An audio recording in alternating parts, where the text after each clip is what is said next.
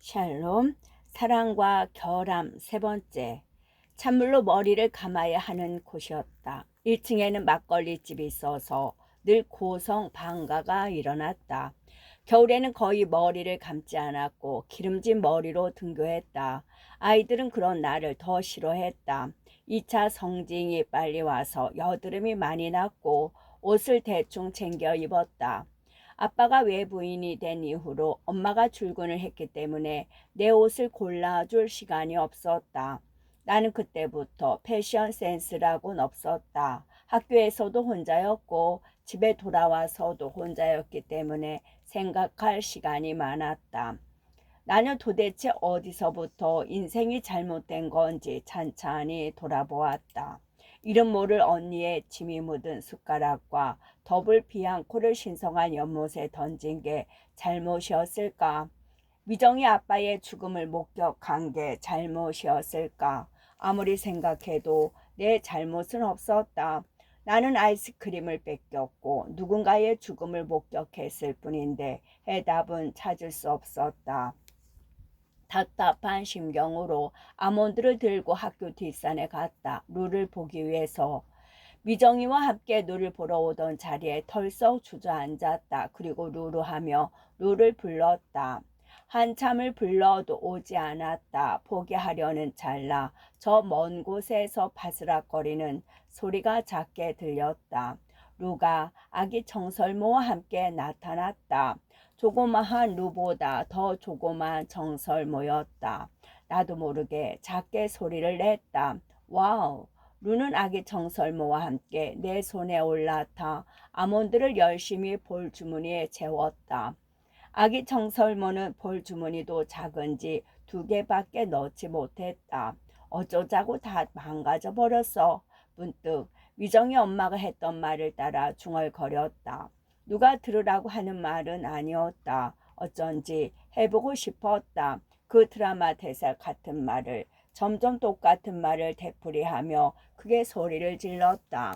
그러자 루와 루의 아기가 도망갔다.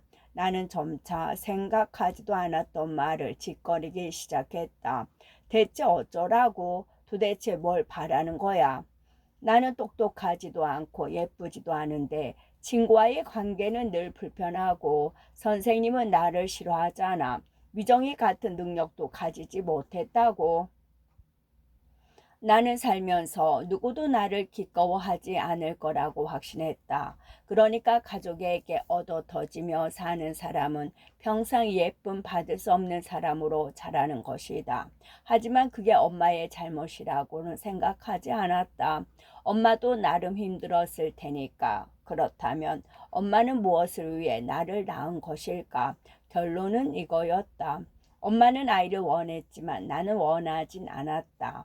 나는 엄마를 사랑하고 엄마는 나를 사랑하지만 우리는 서로를 끔찍하게 여긴다. 엄마는 나를 낳음으로써 가난해졌다. 원래 엄마는 기업에서 일하던 사람이었다. 나를 낳느라 직업을 포기할 수밖에 없었다고 했다.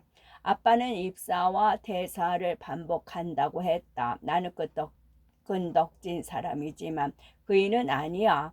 그런데 회사를 그만둔 건 나야. 왜일까? 그이는 사회의 일원이 되지 못하면 낙오자가 된다고 생각하거든. 엄마는 낙오자에 힘을 주며 말했다. 그리고 깔깔 웃었다. 쥐뿔도 모르는 거지. 우리는 결혼한 순간부터 낙오되고 있었던 거야. 미정이가 나의 엄마를 죽여주겠다고 선심 쓰듯 말한 이후로 나는 허투루 말을 뱉지 않았다. 원인으로 말미암아 일어날 결과를 천천히 생각해보고 상황을 구성하는 사람이 되었다. 중학교 입학을 앞두고 제일 강렬하게 나를 매혹했던 주제는 그것이었다. 죽음과 은총.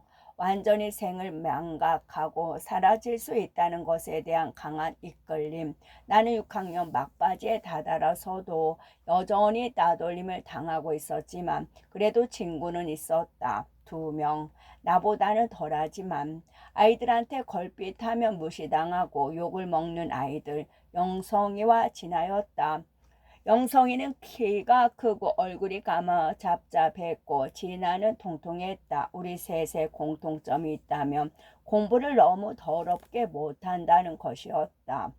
우리는 친구가 서로밖에 없었기에 같이 어울렸지만 진아는 유독 나를 무시했다. 진아야, 너 오늘 웬일로 치마를 입었어? 내가 조금이라도 난감한 질문을 하면 진아는 금세 얼굴을 굳히고 말했다. 그냥 오늘 뭐 데이트 있는 거 아니야? 희조야, 네 주제를 알아. 그러면 나는 아무 말도 하지 않고 고개를 숙였다. 그 다음 진아는 영성이와 아무 일도 없었다는 듯 시시덕거리며 대화를 했다. 영성이도 어쩐지 우리 사이에 보이지 않는 계급에 만족하고 있는 눈치였다. 하지만 맹세컨대 나는 그들에게 굴복한 적이 없다. 그저 상황을 파악하고 있었을 뿐 기회는 생각보다 빨리 찾아왔다. 수학 선생님은 두 개 쪼가 있는 사람이었다. 자기를 아이다 선생님이라고 불러달라고 했다. 걸핏하면 이렇게 말했기 때문이었다. 그것이 아이다.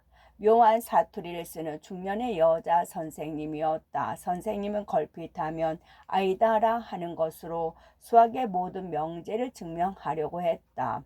지금 생각해보자면 끊임없는 부정을 통해 거시적인 긍정의 답안을 도출하기 위해 노력하는 사람이었다.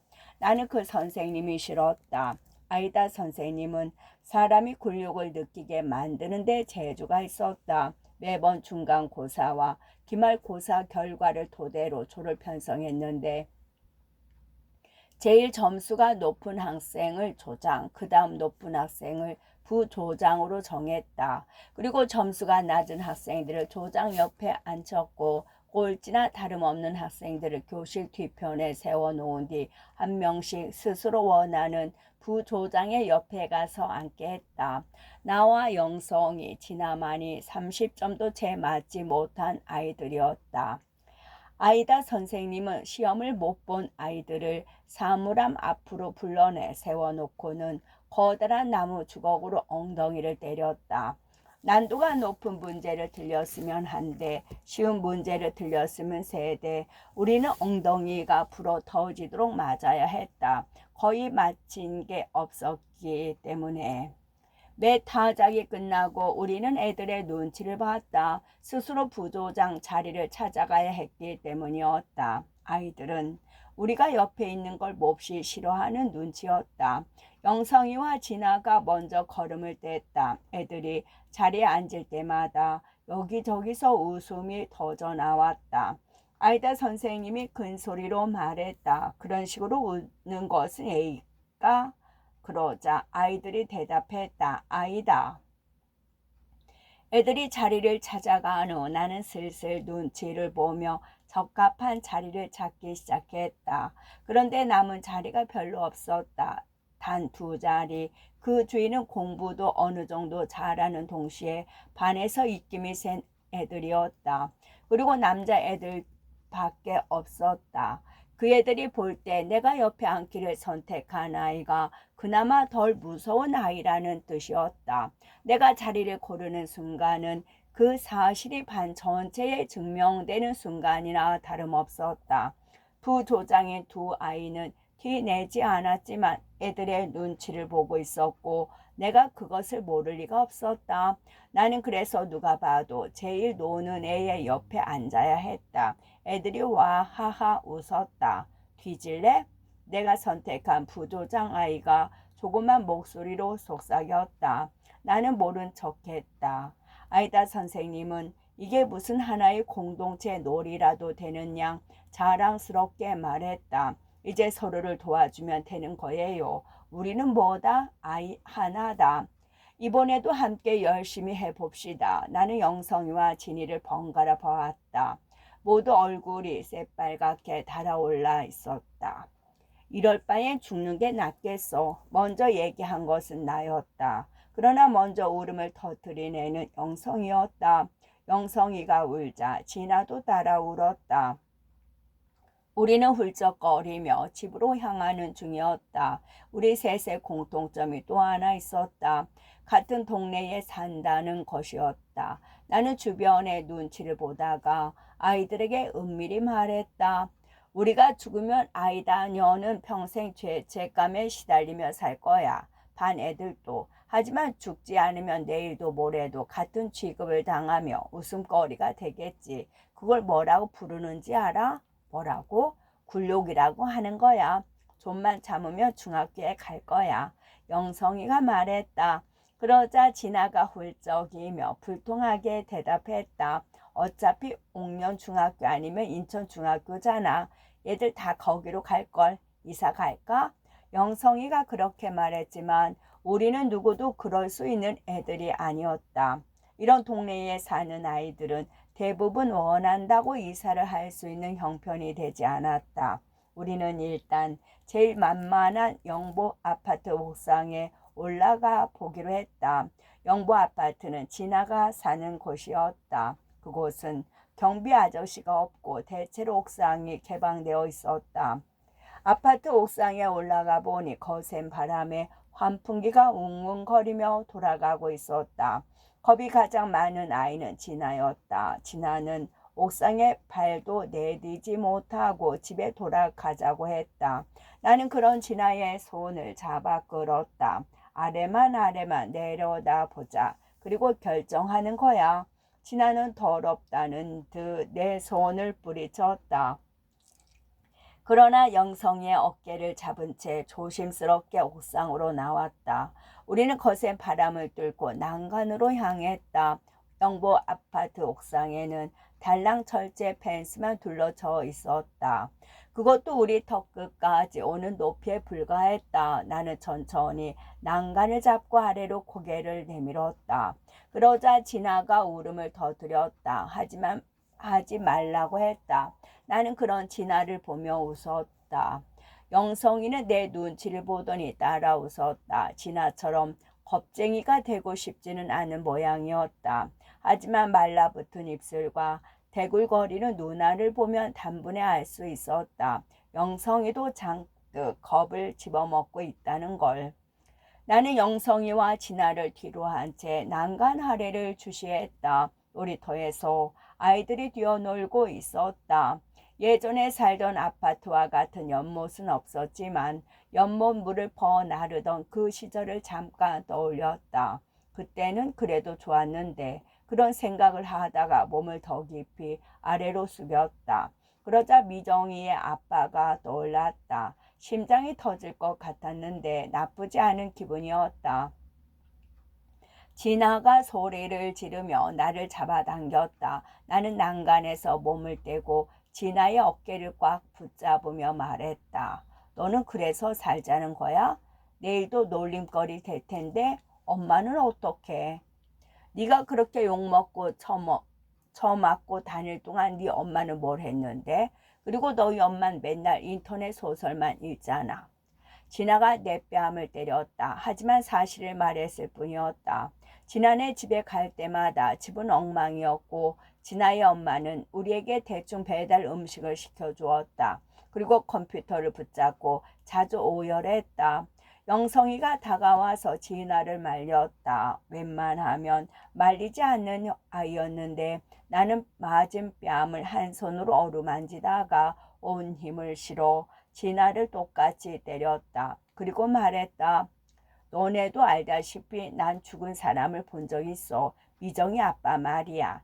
아저씨 얼굴은 정말 편안해 보였어. 나는 그래서 그 죽으려는 마음에 대해서 수도 없이 생각했고 평생 이러고 살거나 편해지거나 둘 중 하나야. 너네 공부도 못하면서 맨날 학원에서 맞고 학교에서 맞고 그리고 계속 살 셈이야? 똑같은 문제를 똑같이 틀려서 똑같이 맞는다고. 내가 그렇게 말하자 영성이와 진아는 침묵했다. 나는 다시 두 손으로 철제 펜스를 잡았다. 영성이가 내 어깨를 잡고 말했다. 이런 짓은 그만. 그때 나는 영성이에게 내가 하는 짓이 도대체 무엇이냐고 물어보고 싶었다. 하지만 영성이가 입은 청바지에 사타구니 부분이 축축하게 젖어들기 시작해서 그러지 못했다. 영성이는 오랜 시간 아주 많은 양의 오줌을 쌌다. 영성이가 따돌림을 당하게 된 이유가 떠올랐다. 개근상을 받으려고 구령대에 올라가 섰을 때 영성이는 모든 아이들이 자신의 뒤통수를 노려보는 그 순간에 오줌을 쌌다. 그랬다. 영성이는 두려울 때 오줌을 싸는 아이였던 것이다. 그런데 왜 영성이는 상을 받으면서 두려워한 걸까? 나는 문득 그것이 궁금했다. 어쨌든 오줌으로 축축해진 영성이의 까만 종아리가 생각나 조금 웃고 말았다. 그러자 영성이가 기괴한 표정을 지었다. 생전 처음 보는 표정, 누구에게라도 들켜서는 안 되는 그런 표정이었다. 그때 옥상문이 벌컥 열렸다. 낯선 어른이었다. 허겁지겁 계단을 마저 올라와 뭐 하는 거냐고 소리를 질렀다. 나는 영성이와 진아에게 눈짓하며 얼른 속삭였다. 각자 집에 가서 알아서 죽자. 그럼 영영 학교에 가지 않아도 돼. 오늘 일은 비밀이야. 내일 우리 셋은 결국 학교에 가지 않는 거야. 죽지 않는 사람은? 진아가 물었다. 나는 태연하게 대답해 주었다. 죽은 사람이 저주하겠지. 사실 미정이 아빠의 얼굴이 편안해 보였다고 한 것은 거짓말이었다. 나는 그의 얼굴이 어땠는지 전혀 기억나지 않았다. 결국 내가 만든 죽음과 은총에 관한 이미지는 허구에 불과했고 그러기 때문에 더 성스럽게도 느껴졌던 것이다. 그리고 곰곰 생각해보면 나는 낙오와 낙하라는 두 단어의 의미가 비슷하다고 생각했던 것 같다. 엄마에게 낙오자라는 단어를 들은 이후로 낙하에 대한 강한 열망을 가지게 되었기 때문이다. 다음날 등교 시간이 한참 지나도록 영성이는 나타나지 않았고 나와 진아는 무슨 일이 일어났는지 직감했다. 진아가 불안한 눈빛으로 나를 바라보았고 나는 조용히 검지를 입에 갖다 대었다. 우리는 약속이라도 한 듯 화장실에서 만났다. 진아가 라디에이터에 걸터 앉아 양 손바닥으로 얼굴을 감쌌다. 그러고는 물었다. 너는 왜 살았어? 나는 아무 대답도 하지 않았다. 무서웠다는 말을 하고 싶지 않았다. 그리고 영성이와 진아 둘 중 누구도 그런 시도를 하지 않을 거라고 생각했다. 어찌 보면 나는 영성이를 얕잡아 본 것이었다. 진짜 영성이가 시도를 했을까? 진아가 조심스레 물었다. 시도라는 말은 영성이가 죽지는 않았을 거라는 얕은 희망이 포함된 말이었다. 하지만 진아는 소리를 질렀다. 영성이 잘못되면 가만 안 둬? 그렇게 우리는 조례 시간에 맞춰 교실로 들어갔고 담임 대신 학생 주임 선생님이 들어왔다. 그리고 백지를 돌렸다. 경찰이 왔어. 솔직하지 않으면 큰 벌을 받게 될 거야. 그러면서 각자 영성이와 있었던 일 모조리 쓰라고 했다.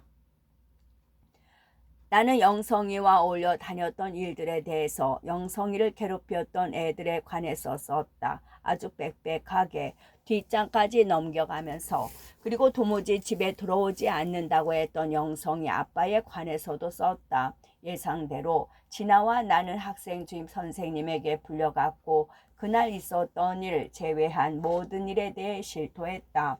예컨대 아이다 선생님의 일 같은 거.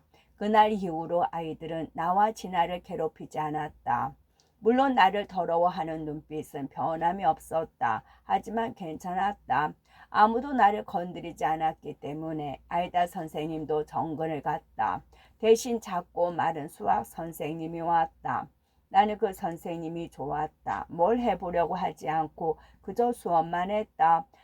진아는 나를 무서워하는 것 같았다.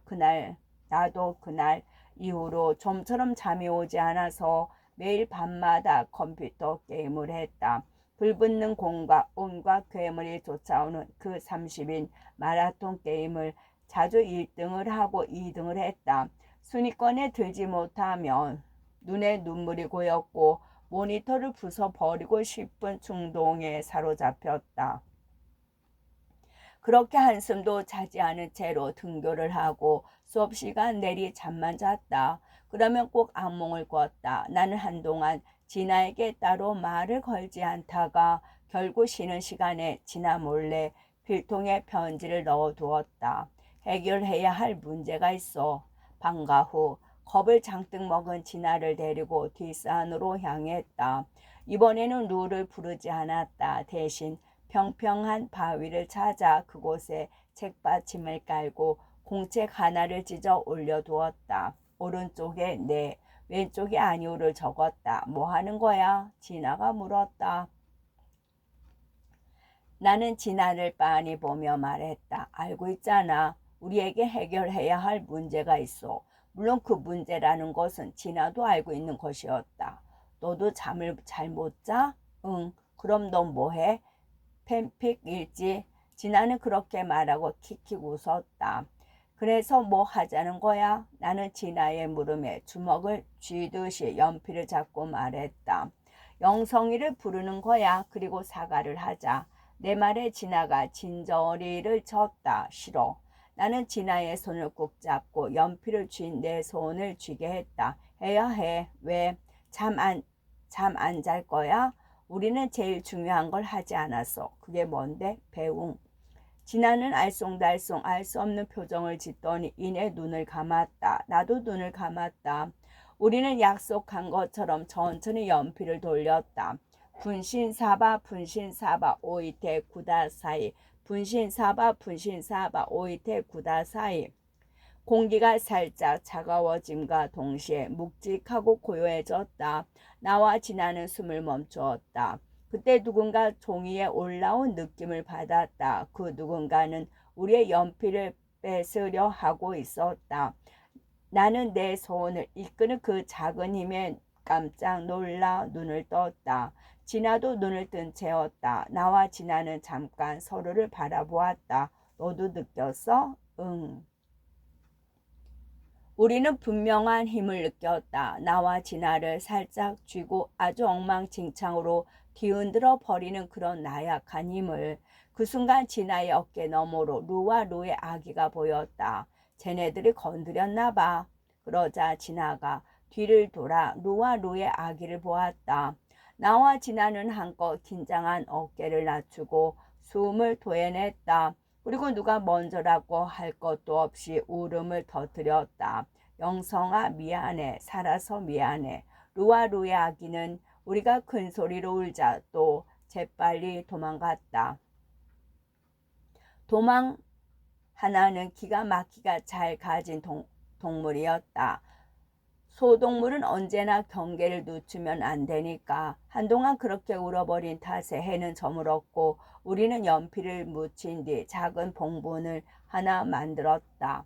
그리고 할 수 있는 한 최대한 자주 그곳을 방문하기로 했다. 나는 따로 봉분을 하나 더 만들었는데 그것이 누구를 위한 건지는 끝끝내 진아에게 비밀로 했다. 그리고 우리는 어떻게 그 경계심 강한 소동물 루와 루의 아기가 연필을 건드릴 수 있었는지에 대해서는 절대로 말을 꺼내지 않았다. 집으로 돌아왔을 때 엄마는 연희 때와 같이 식탁 앞에 앉아 신문을 읽고 있었다. 근심 어린 표정, 왔니? 하는 힘없는 말투. 엄마는 나에게 아무 말도 해주려고 들지 않으면서도 표정만은 숨기지 않았다. 세상 모든 것들에 질렸다는 그 표정. 나는 언제나 그런 엄마에게서 도망치고 싶었다. 그래서 가방도 벗지 않은 채 엄마에게 말했다. 엄마, 그런 표정 좀 하지 마.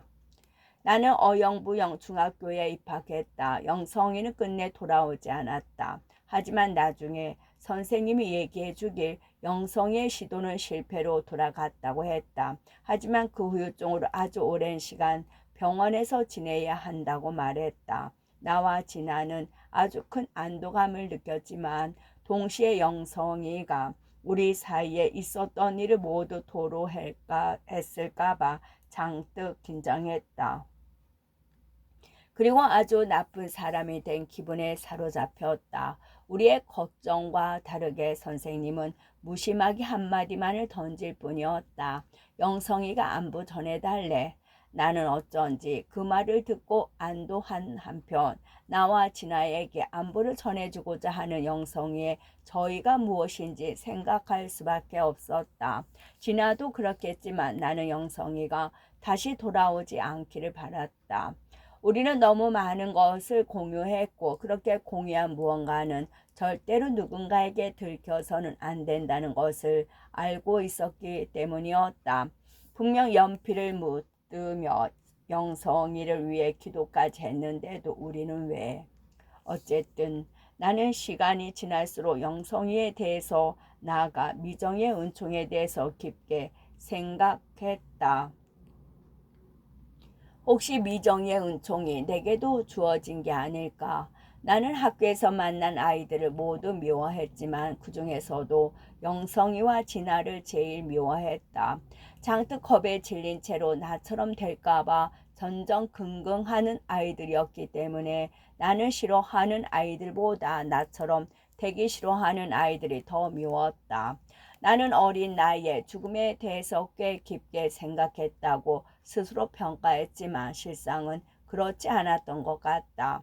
그렇지 않고서야 어떤 식으로든 영성이의 죽음을 은총으로 받아들일 수는 없었을 것이다.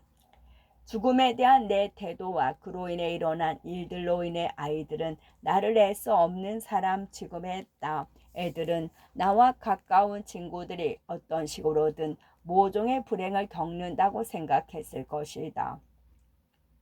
영성이도 미정이 아빠도 그랬으니까. 나는 사람들과 오랜 시간 동떨어지고 나서야 깨달았다. 내가 아이스크림을 연못에 버리고 느꼈던 그 감정은 혐오보다는 공포에 가까운 것이었다. 내가 가진 모든 게 아주 작은 것으로 말미암아 망가지고 무너질 거라는 공포. 애들은 나를 미워하는 게 아니다. 두려워하는 것이다. 자신들이 가진 것들, 그게 정확히 무엇인지는 모르겠지만 아직은 어리게 무르디 무언가를 내가 망가뜨리고 무너뜨릴까 두려워하는 것이다. 어른들 따위는 어느 시점부터 자신이 지니고 있던 무언가를 너무도 쉽게 잊은 채로 마치 그저 주어진 것인 양 생을 살아간다. 다 망가져 가는 것과 다름없는 생을. 나는 그것이 세계가 나를 외부인으로 만드는 교묘한 방식이라는 걸 깨우쳤다. 나는 일부러 다니던 초등학교에서 멀리 떨어진 신설중학교에 지원했다. 다행히도 신설중학교에 지원한 학생 수는 현저히 적었고 무사히 입학해 아무도 나를 모르는 곳에서 새로운 출발을 하게 되었다. 열심히 공부하면서 차근차근 성적을 올리는 중이다. 친구에게 함부로 비밀을 털어놓지 않으며 고작 그들이 원할 만한 그럴듯한 비밀만 내어주는 청소년이 되었다. 그럼에도 나는 그 모든 일을 겪었기 때문에 내가 어떤 어른으로 자라날지 알고 있다. 아빠는 대구에 일자리를 구해서 주말에나 돌아와 숙제처럼 나와 엄마를 데리고 외식을 한다. 덕분에 우리 가족의 관계는 좋아졌지만 그 속에 무엇이 여전히 비어 있는지는 서로 충분히 알고 있다. 그래도 우리는 몇 번이고 다시 서로에게 사랑을 다짐한다. 다짐하고 또 다짐하면 그것이 종국에는 사랑이 된다고 믿는 사람들처럼. 나는 이따금 그때 살던 아파트 단지에 가서 미정이 아빠의 흔적을 본다. 더 이상 비단 잉어는 내게 아무런 감흥도 주지 못한다. 나는 결국 이런 청소년이 되어버렸지만 간간히 내 마음의 흔적을 남긴 이들을 생각한다. 스위트콘을 가득 넣은 김치볶음밥도 게임은 더 이상 하지 않는다. 인생을 그렇게 낭비해 버려도 괜찮다고 믿을 수 있게끔 하는 아주 사소한 권력을 아이들에게 스스럼 없이 쥐어주는 놀이라는 걸 알아버렸기 때문에 난 그 모든 걸 깨닫고 난 후 평범한 일상을 영위하려 노력한다. 이따금 속이 뒤집힐 때면 내가 만들었던 또 하나의 작은 봉분을 떠올린다. 그리고 어딘가에서 지독한 청소년기를 보내고 있을 미정이에게 묻는다. 이게 바로 네가 내린 은총이냐고. 우리는 계절마다. 중학교 2학년의 무더운 여름 미정이 돌아왔다. 미정은 나와 초등학교를 함께 다니던 친구였는데 언젠가 훌쩍 이사를 가버리곤 연락 한번 해오지 않았다. 나는 인사를 하기 위해 교탁에서 미정을 보면서 정말 많은 것이 변했다는 걸 실감했다. 미정은 몰라볼 정도로 말라 있었으며 새카맣고 커다란 렌즈를 끼고 앞머리를 한껏 부풀린 모습을 하고 있었다. 다른 반 아이들도 우리 반 창문을 기웃대며 미정을 구경했다. 초등학교 때 우리는 엄마들이 입혀준 얇은 민소매 티셔츠에 쪼리만 신고 다녔다. 하지만 지금은 같은 교복을 입었어도 전혀 다른 그룹에 속한 아이들처럼 보였다. 나와 미정이 눈이 마주쳤다. 미정이 나를 보고 손을 흔들었다. 안녕 희조. 그러자 모두의 이목이 나에게 집중됐다. 당시 나는 반에서 조용한 대신 꽤나 공부를 잘하는 아이였다. 그건 내가 적당한 관심을 받을 만한 아이에 불과하다는 뜻이기도 했다.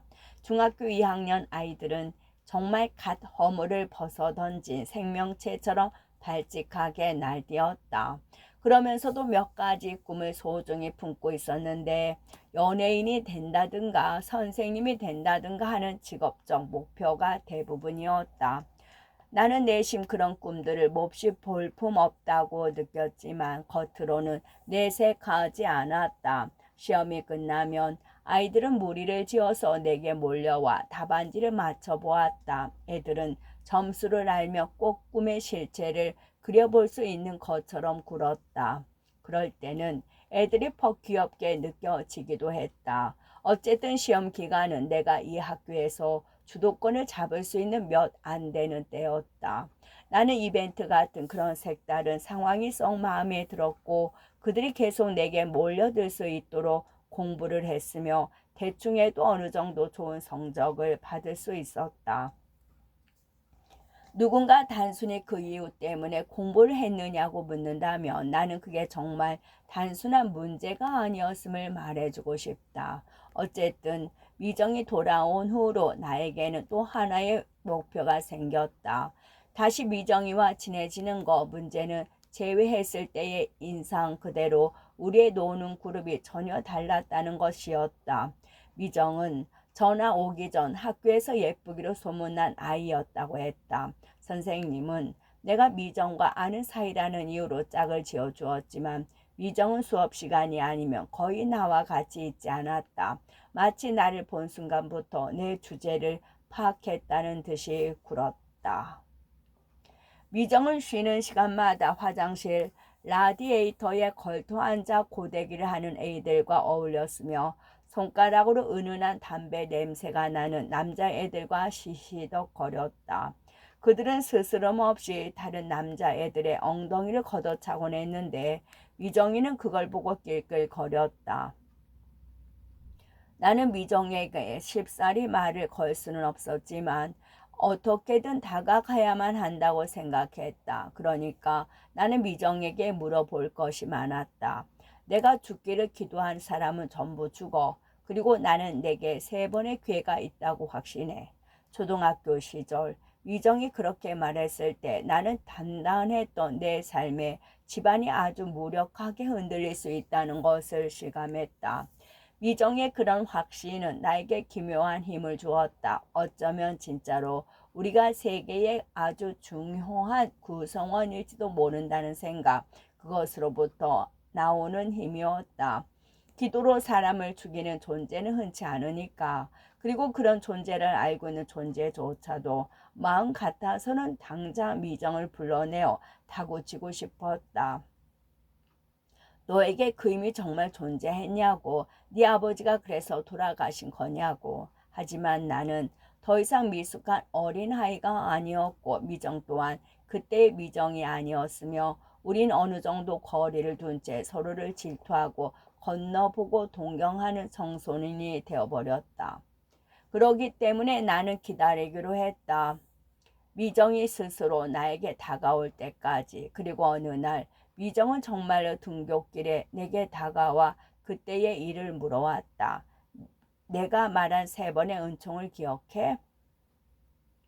나의 집과 미정의 집은 IMF 때 같이 망했지만 이제는 신세가 좀 달랐다. 우리 집은 그 이후로도 여전히 가난했지만 미정의 집은 어머니가 주거 밀집 지역에 BYC 매장을 차리면서 사정이 나아졌다. 시장과 가까운 곳에 위치한 매장에서는 보정 속옷과 스타킹뿐만 아니라 차력 이불과 아기용품 어디서 구해왔는지 모를 중고 사정까지 팔았다. 동네의 여러 아주머니들이 리본 달린 수면 팬티를 사기 위해 방문했다가 미정 엄마의 성화에 못 이겨 딸랑이의 옷편까지 사고 나서야 가게를 나설 수 있다고 했다. 그런 말을 내게 자주 풀어놓는 미정의 분위기는 여태까지와 사뭇 달랐다. 나는 역시 미정이 나를 특별하게 생각한다고 믿었는데 지금 생각해보면 그것 또한 미정이 의도였던 것 같다. 그날은 유례없는 폭염이었다. 엄마들은 꽁꽁 얼린 손수건과 물병 따위를 아이들에게 쥐어주었다. 나는 엄마가 준 축축한 분홍색 손수건을 목에 메고 등교하고 있었다. 하지만 미정은 땀을 뻘뻘 흘리면서도 평소처럼 예쁘게 교복을 차려입고 있었다. 다만 땀에 푹 젖은 셔츠 때문에 까만색 브리지어가 그대로 비쳐 보였다. 안 그래도 숨이 막힐 정도로 줄인 셔츠만 고집하던 미정이었다.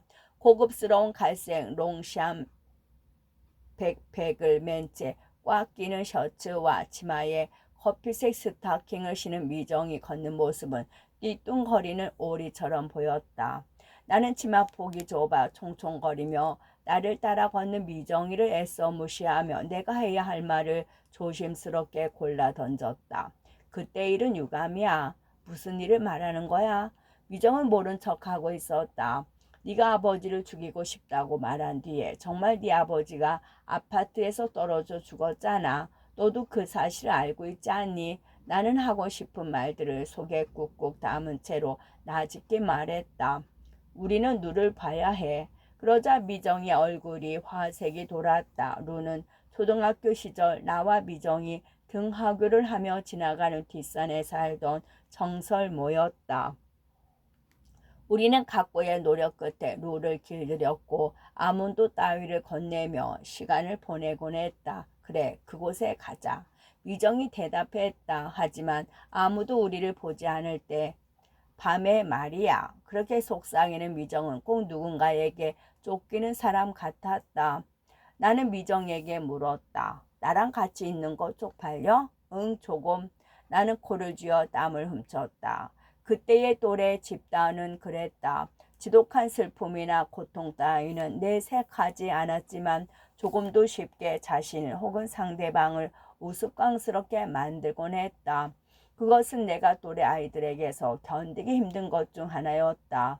그 이상한 낙차. 나는 미정에게 그렇다면 언젠가 선선한 밤에 루를 보러 가자고 제안했다. 루가 아기를 낳았다고. 나는 네가 없는 동안 루와 루의 아기를 정성껏 돌보아 주었다고. 그러자 미정이 내 손을 덥석 잡더니 나에게 고맙다고 말했다. 나는 미정의 끈끈한 손을 잡고는 웃었다. 그 마음이 진심같이 느껴졌기에.